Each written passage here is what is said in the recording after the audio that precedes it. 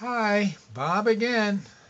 I'm going to do another video with my little fluid dielectric capacitor.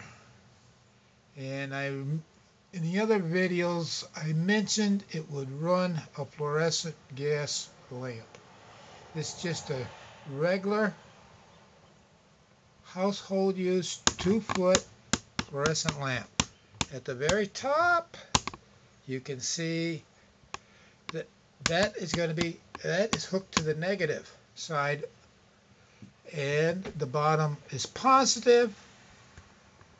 And I don't know why the camera's jerking, but it is. All right, now I want to show as much as I can. Got wires in the way. Well, anyways, I've got it hooked up so I can demo this.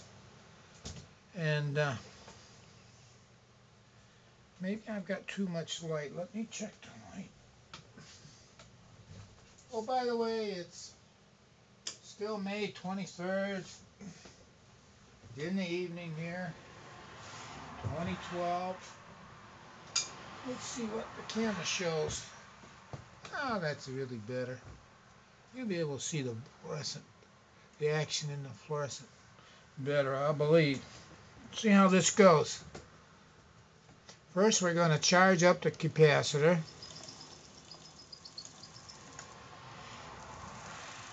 And here we go. There's enough outside light coming in. You can see the turbulence in the fluid. And I'm going to let that build up until it settles down. Oh, the top plate's just pendulum all over the place. Well, it's starting to settle down now. Take them a few seconds here.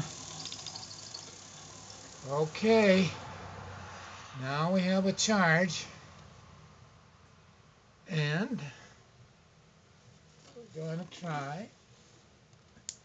You flashed once because that's just hooking up the negative,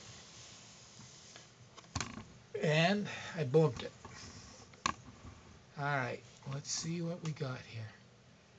Okay, now it's still discharging because it's going through the negative. Now you see it flashing more. It's because I'm bringing it there. There we are. Now it will just sit there and do that. You notice every time it discharges and lights the bulb that the top plate, the cone dangling plate, jumps, and you can see the fluid react. The dielectric fluid, as it responds to the discharge. Building back up.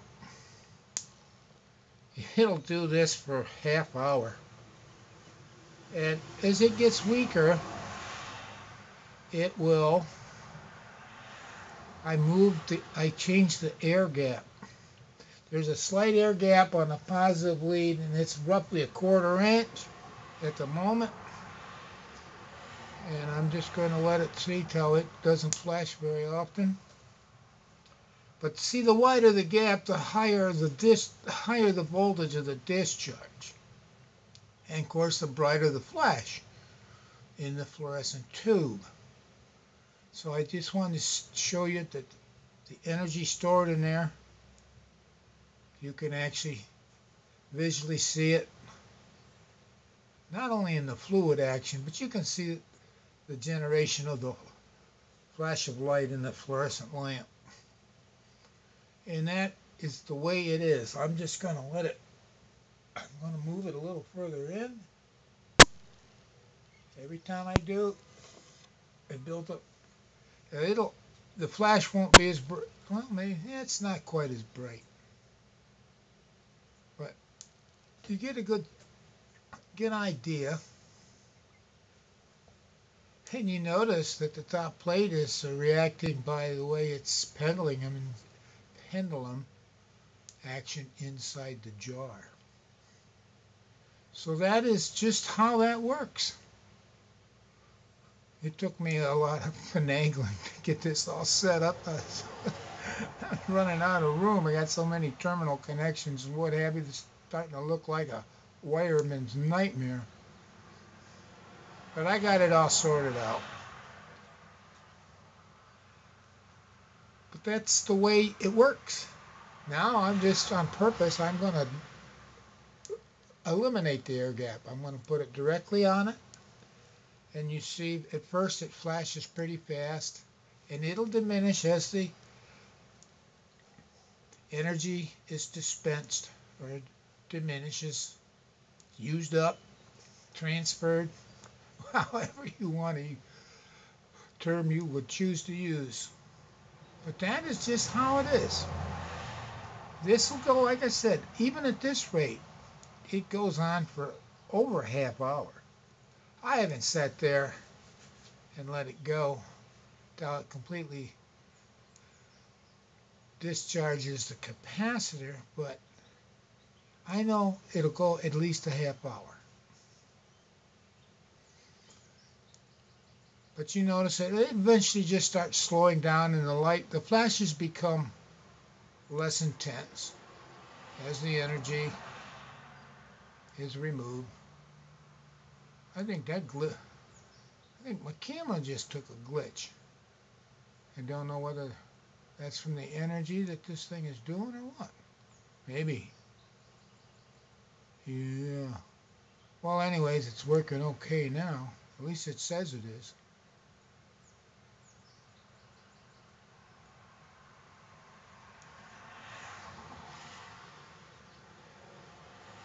I can get the camera too close. If I get the camera too close to the Wimhurst or anything, it'll mess it up. The electronics in the camera, they don't like it. It scrambles his little brain. Little circuits start doing things that did not. I only did that once, and I try to keep a safe distance. That's why I like to zoom. If I'm going to do zoom in work, I zoom it in before, because I can't change the zoom after I start recording. Alrighty. Hey, I just wanted to show you that. You could set it up, you could play, but it's kind of an interesting thing. If you love studying electricity like I do, this is just kind of a neat thing. So, have fun with it, like I did, I hope. Talk to you later. Bye.